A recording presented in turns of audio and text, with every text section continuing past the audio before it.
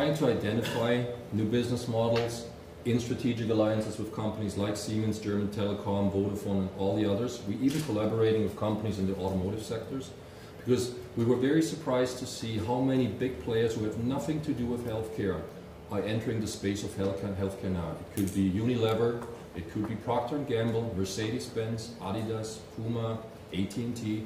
And when we were asking, why are you guys all of a sudden coming into the space that traditionally is ours, they all said, this is the model of the future, this is where we're going to make money in the future, just looking at demography numbers.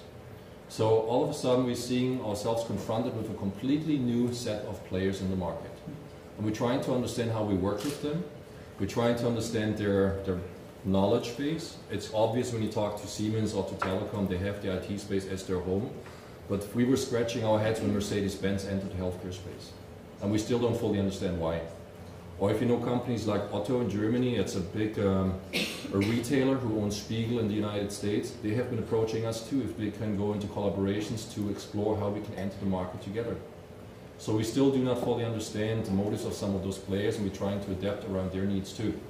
Because right now we are a manufacturing company for pills, we're an R&D driven organization, but beyond that we don't know really yet what to do. So we're experimenting a lot right now. We're trying to launch and evaluate new models. We're trying to pilot and scale up and then see where we're ending up. So we're working with academic institutions who believe they understand the market better than we do. And in many cases that's true. We work in a lot of startup companies who are occupying this space. We actually now decided to sit down at the same table with Facebook, because Facebook might be one of the ways to the end consumer in the future for us, as soon as we have defined exactly what the legal framework could be. As you all know, Facebook's stock has been tumbling. One of the reasons why they're going down is because their major fault right now is a deficit. They have not yet developed yet how they're going to enter the healthcare space. That's one of the biggest weaknesses. So Facebook is now reaching out to the pharmaceutical industry to develop jointly with us a business model for that segment. How are we going to do this? We have no clue yet. So it's going to take a lot of discussions. But the good thing is for us, it's the diffusion of Facebook. Facebook with 1 billion consumers listed under servers is probably the best marketing tool we can ever get. Do we need a Salesforce in the future then, if we can use those kind of an IT platform? Very questionable.